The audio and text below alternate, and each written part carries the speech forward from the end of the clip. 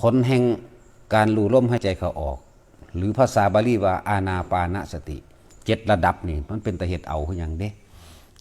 ผู้ใดทำอานาปานสติให้มากทำให้มากทำให้บ่อยทำให้ชินนี่มีผลใดอรหันตผลในขณะปัจจุบันมีชีวิตอยู่นั่นมันเป็นตะเหตุเอาคืออย่างเด้เพราะว่ามันสิหยุดความคิดปรุงแต่งมันหยุดในขณะมีชีวิตอยู่นี่ที่หนึ่งที่สองในขณะที่สิ้นลมหายใจตายไปพร้อมกับร่างกายหาอย่างอีกก็คือแม้นว่าเขาไม่ได้ในขณะที่สิ้นลมไปตายไปกับลมหายใจไปเขาเพิ่งเข้าสู่อนาคามีเป็นหาเป็น7บ่ล่ะนี่คือเอาเนื้อมันเป็น7นอกนั้นยังมีที่รองรับอีกโสดาสกิทาคามียังมีที่รองรับมันบ่ธรรมดาเด้เป็นตาเฮ็ดเอาคืออย่างโสดาสกิทาคาเนี่ยยังเป็นที่เครื่องรองรับอีกแล้วอีกอย่างหนึ่งคนที่มาทำอานาปานสติได้ต้องเป็นผู้ได้ยินได้ฟังอยู่แล้วจักก็ล่ะได้ยินได้ฟังธรรมะของพระเจ้าแม้เพียงบาทพระคาถาเดียวบาทพระคาถาเดียวอย่างเช่นว่าสัพพิธรรมานาลังอภินิเวสายะนี่เรียกว่า1 บาทพระคาถาเดียวเฮามันสิจำไว้ในจิตเจ้าของเองนั่นแหละตายในการทรงชาติหรือลมหายใจแม้เพียงเล็กน้อยนิดหน่อยก็ช่างนะเข้าสู่หมู่พรหมได้บ่เนี่ยเลือกเอาที่พรหมตั้งแต่สันพรหมกายกาพรหมปริสัชชาปโรหิตามหาพรหมาไล่ขึ้นไปเรื่อยถ้ามันบ่ได้ถึงอนาคามีนะไล่ลดลงมาติมันอยู่ในระหว่างนี่ระดับนี้เด้นั่นแหละเฮายังมีโอกาสอีกเด้นั่นโอกาสใดอายุของผู้พรหมทั้งหลายมันยืดยาวภิกษุผู้ทรงฤทธิ์ไปแสดงธรรมหรือเกิดเข้าไปท่านกับสมัยของพระศาสดาพุทธเจ้าองค์ใดองค์หนึ่งเกิดขึ้นก็ได้หมู่เทพบรรพสัตว์หมู่พวกเดียวกันคุยกันสนทนาธรรมตามการคุยกันคือคนเฮานี่แหละคุยกันเองคุยไปคุยมาบรรลุธรรมเลยก็มี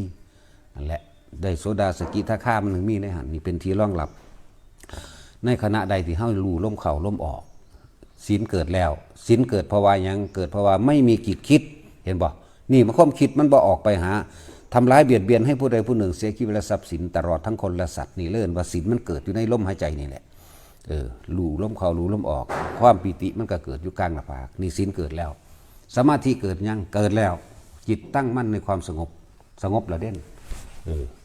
สงบอันปราศจากการคิดได้นั่นแหละทั้งสั้น ปัญญาเกิดหรือยังปัญญาคือการละและรู้ท่านความคิดที่มันสิไปนั่นแหละถ้ามันไปเดี๋ยวดึงมานี่เองรู้ความเกิดดับนี่แหละปัญญาก็ดีนอกนั้นล้วนแล้วแต่เป็นปัญญาแห่งกองสังขารที่เฮาได้ยินได้ฟังมาทั้งหลายแหล่แล้วเฮาคอยมาสรุปรวบลงมาแล้ว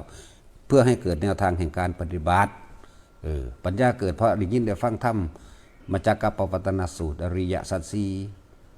นี่คือความรอบรู้ใน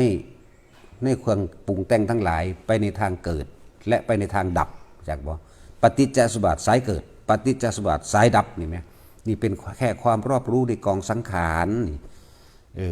มันจะเอามาประมวลคิดหาวิธีแล้วมันก็เป็นผู้มีสติเลือกเฟ้นธรรมตัวบัดนี้เนี่ยสติเฮานี่เลือกเฟ้นธรรมที่ได้ยินได้ฟังมาในเรื่องอนิจจังทุกขังอนัตตาทั้ง